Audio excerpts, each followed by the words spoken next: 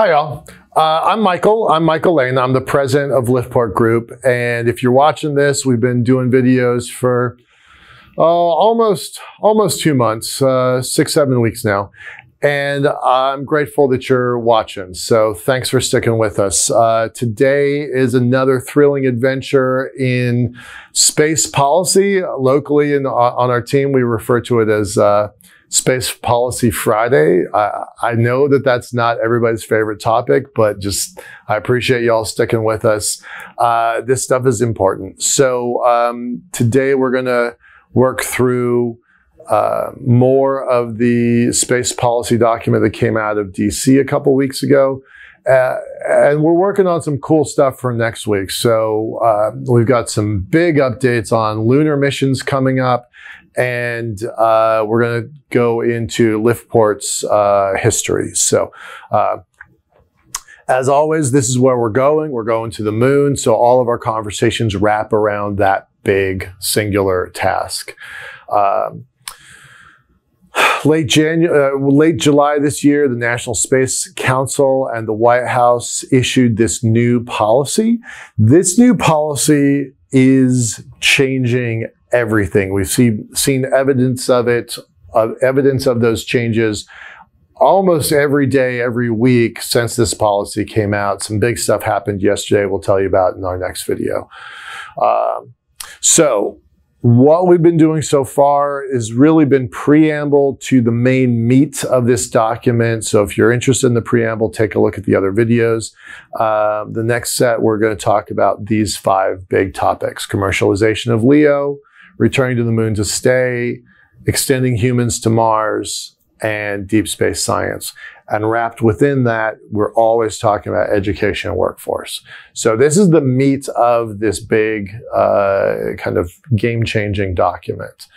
Right now, we're going to talk about low Earth orbit, but all of this has implications for everything else. So it's no surprise, I don't think, that the United States has really been leading deep space exploration, and especially hosting a long-term presence at in low Earth orbit. Not everybody really realizes just how much we've done there, though. The Space Shuttle has nearly a 40-year legacy. If you take into account its design phase in the 1970s, early 1970s, to the first launch, Yuri's Night, April 12th, 1981, to its conclusion in 2011, nearly a 40-year span of time. And then equally impressive, we've been operating at the International Space Station, operating permanently with humans living off-world for 20 years. October is 20 years.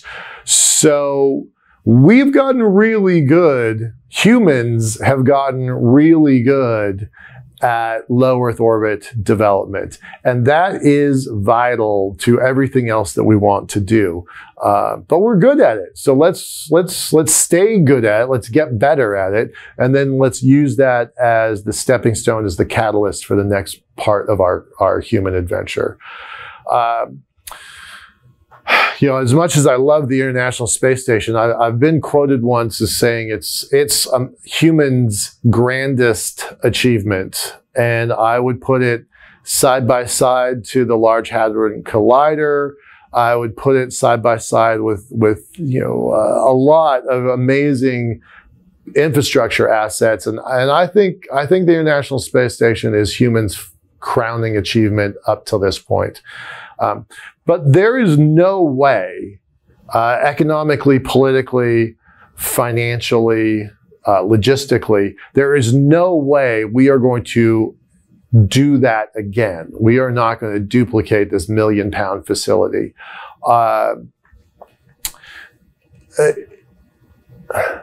It kind of astounds me that there is a $1 million structure just floating over our heads every 90 minutes. But in the same way that Artemis takes some heat for being Apollo on steroids, it's not, but that's the criticism. I can't imagine a world where we build International Space Station on steroids. So that's a mark in our history books, but it's not going to be repeated. So what is going to be next is going to be a diverse collection of multiple space stations in multiple orbits. Specifically, those space stations are going to be commercially owned and operated. That's what's next. And I got to tell you, this is really exciting stuff. This document might be dull, but the future that this document creates is extremely exciting.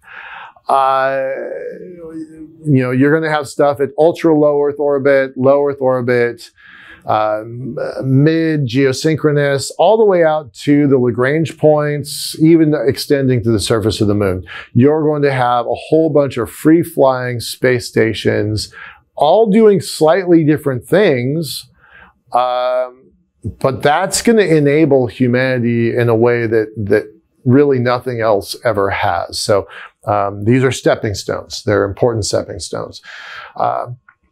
Now, this document is it's kind of ironic to me that you've got a government policy saying we're going to remove regulatory barriers, right? This is one document saying we're going to take other documents off the table.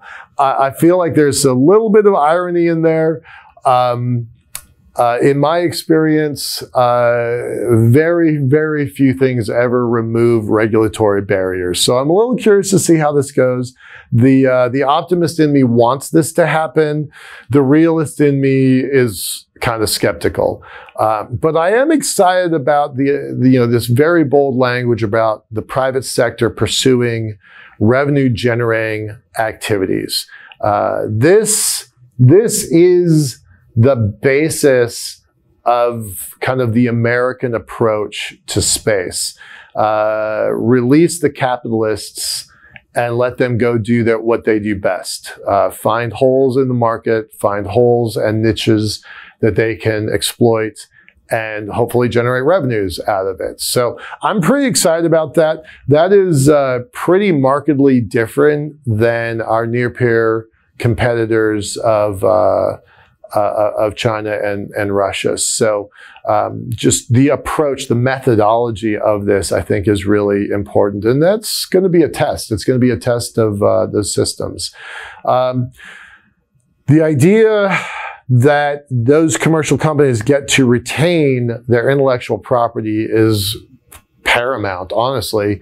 Companies like ours, others, they invest a lot of time and resources and cash to develop the technologies necessary to build these systems.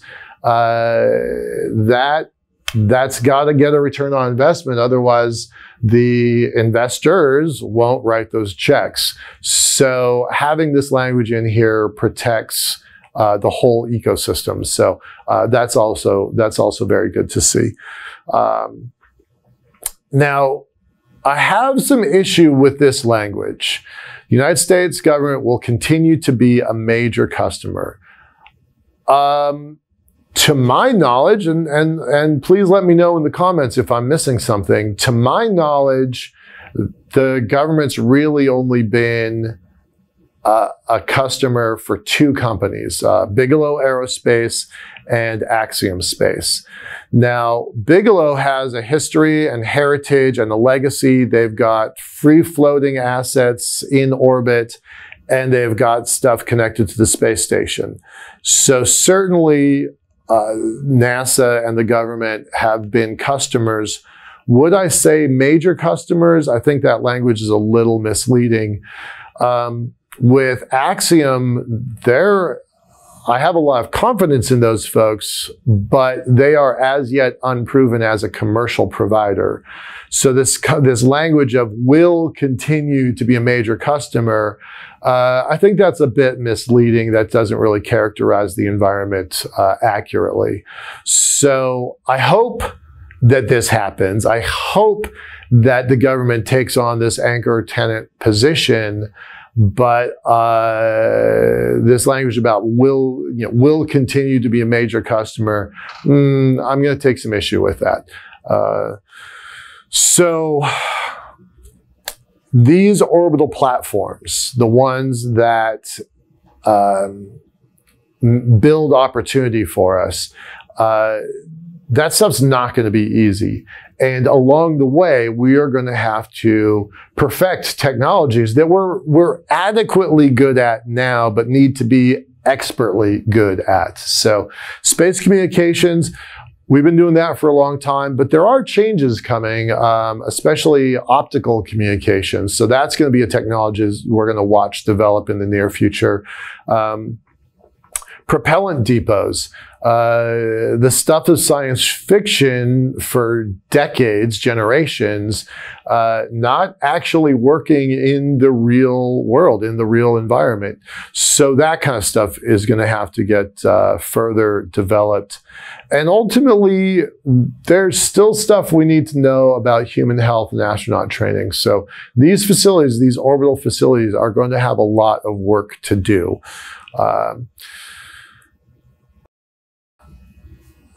This language here about concepts of operations, remember a couple videos ago we talked about some Easter eggs and some language, and that gave us some hints about who some of these authors are, the people who actually write these documents.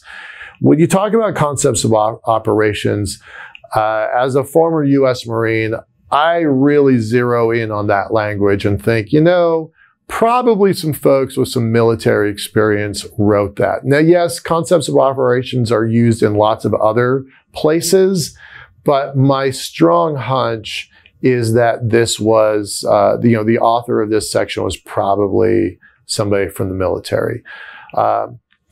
In-space manufacturing, of course, we know we need to do that. Companies like Made in Space are leading that, but there are several others that are in development.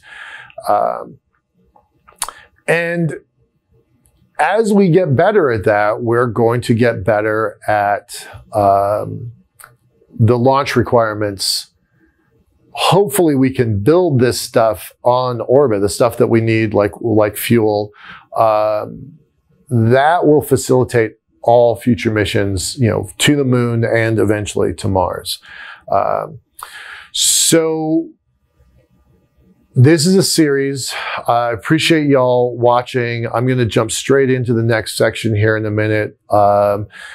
Returning to the moon to stay. Honestly, that's my favorite topic in this whole document. So stay tuned. I'll be right back. Thanks. Bye.